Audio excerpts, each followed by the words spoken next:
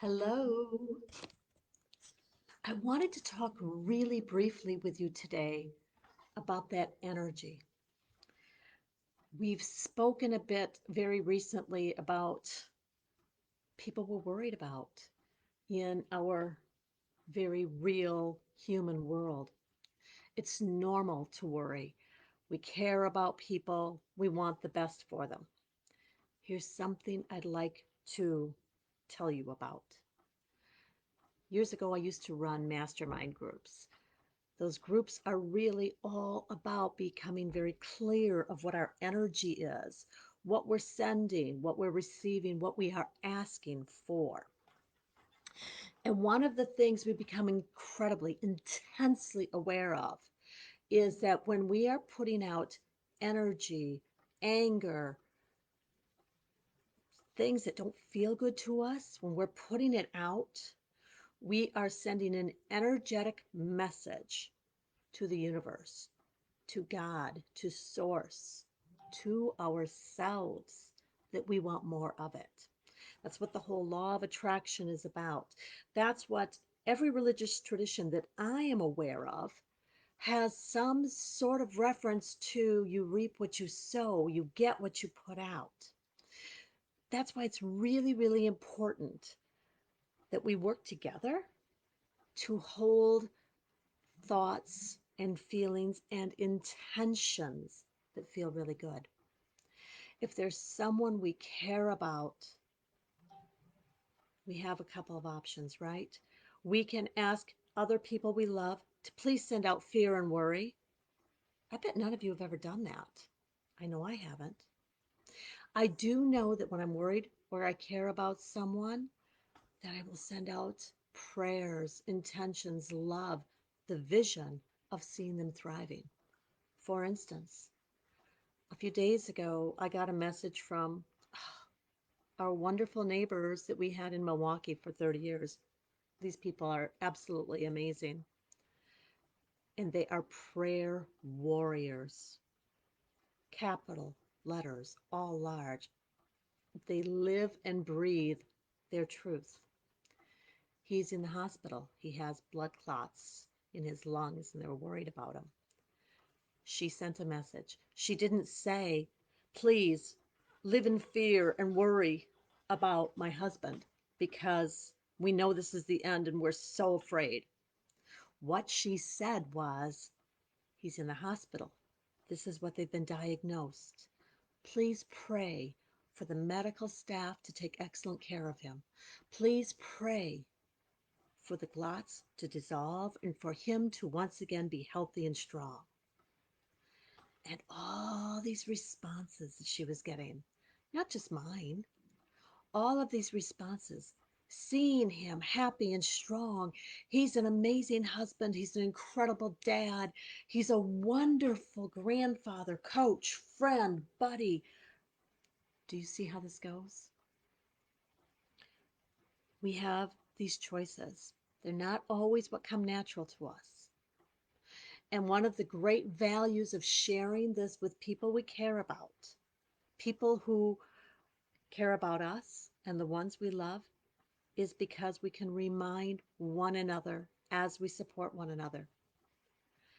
So this week, not just this week, forever, but I really want to focus on it right now.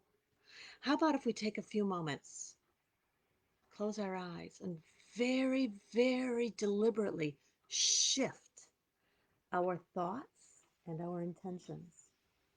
Being aware that somebody who loves this person that they see as in trouble or potentially in trouble or in danger or simply having a hard time, you know what? They're doing the best they can. Let's shift our energy. Let's deliberately send the intentions, the prayers of courage, of strength, of health, thriving and living life in a way that feels good. For me, not only do I send this with my love and my best intentions, it feels really good to send these loving intentions to others. I usually end my messages with namaste. It's quite deliberate. It means my higher self honors your higher self. When I'm sending out these prayers, these intentions, these thoughts and feelings, I do believe, I trust that everything within me that's human is cooperating with everything that is spirit and energy. These things feel rather magical to me because I can't see them and touch them, but I know they're effective. I know that it matters. When we used to have our mastermind groups, I think I might start those again. One of the things that we talked about was playing the energy game. So, for instance, when we come into a room, wow, that's what happens when I'm talking to myself. I get distracted. When we come into a room, we can feel whether the other people in that room have been arguing or having a good time. We feel the energy, even if we close our eyes and don't see their faces or hear their words.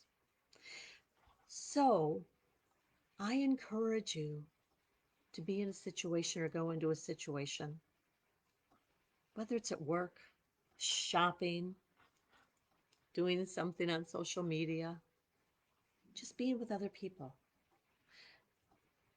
Go into that area and send them love. I mean, face them. Face them. Remember the old Care Bears? Imagine your chest opening up, not in a gross way, and beaming them love, joy, cheer, beaming them the feeling of security, of caring, of compassion as much as possible. Oh my gosh, I close my eyes and I truly do see that. Maybe it is from having a boy who loved the Care Bears. It feels really good. That's what I'm sending to each and every one of you right now. I hope you can feel it. I know that as you share that with others, they'll feel it. That energy game that we talked about, I'd always encourage my clients to be in those spaces. And often they'd come back and say, wow, I noticed a change.